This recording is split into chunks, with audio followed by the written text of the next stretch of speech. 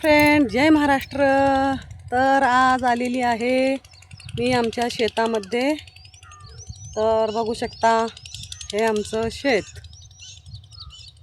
तर खूप लांबचं असं दृश्य दिसतंय. म्हणजे आमचं शेत आहे ना, एकदम टेकावरती आहे. तर खूप लांबचा नजारा दिसतोय. हे बघा किती दूरचं दिसतंय बघा. तर मी तुम्हाला आमचं शेत फिरवून दाखवणार आहे.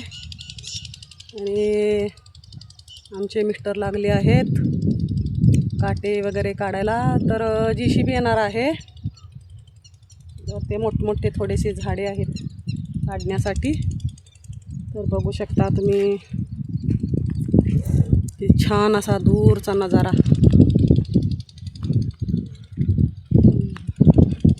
आणि हे आहे ना, इकडं बेदाण्याचे शेड पण आहेत.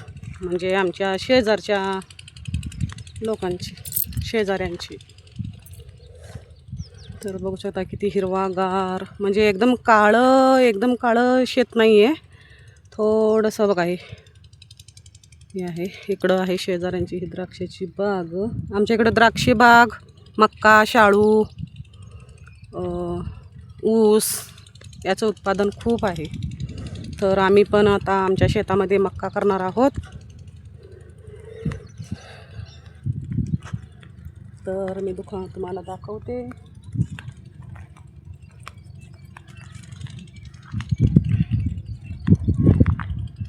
खूप छान असं वातावरण आहे. एकदम सकाळचं वातावरण, एकदम मस्त.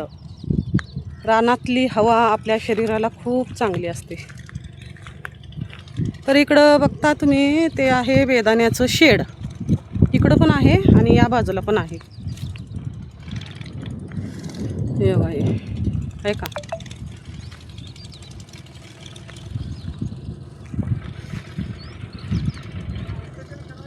आणि तुम्ही बघू शकता, इकडं आहे ते रेल्वे पटरी आहे. तुम्हाला दाखवतो मी. तर ती रेल्वे मिरज ते पंढरपूर, सांगोला इकडं जाते. आमच्या शेतातूनच गेलेलं आहे ते. ती बरोबर आमच्या शेताच्या मधोमध पटरी आहे. पटरीच्या पलीकडं पण शेत आहे. ही अशी झाडी आलेली आहे ना, हे JCBने काढायचं आहे.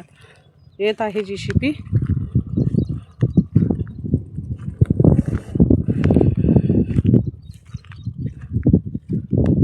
तुम्हाला पण रेल्वे पटरी दाखवते. मगाशीच एक रेल्वे गेली. ऑइल म्हणजे पेट्रोल, रॉकेल. हे बघा रेल्वे पटरी.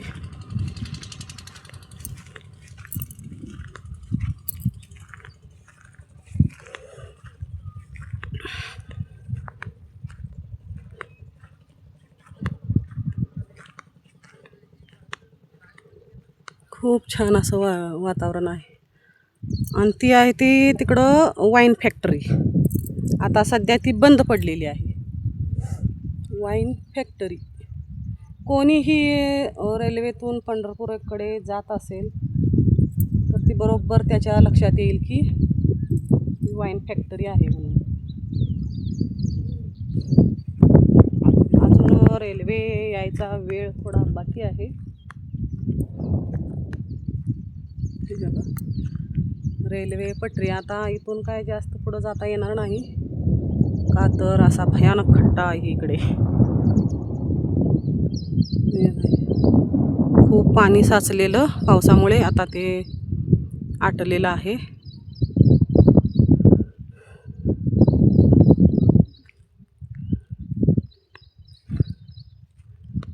तर बघू शकता तुम्ही, खूप. आता मी त्या साईडला जाते. एकदम उंच टेकावरून.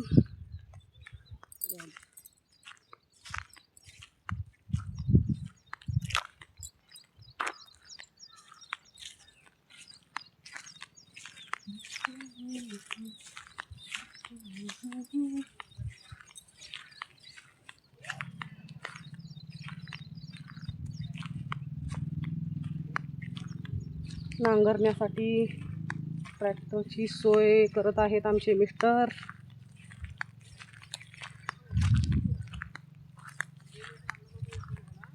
बेदाण्याचा शेड एकदम मस्त. आता तो सीझन संपला बेदाण्याच्या शेडचा.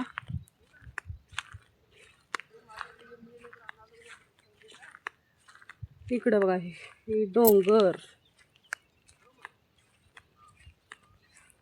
आता इकडून लांबचं एकदम नैसर्गिक चित्र छान दिसतंय. थोडं जाते मी तिकडे पाठीमागं.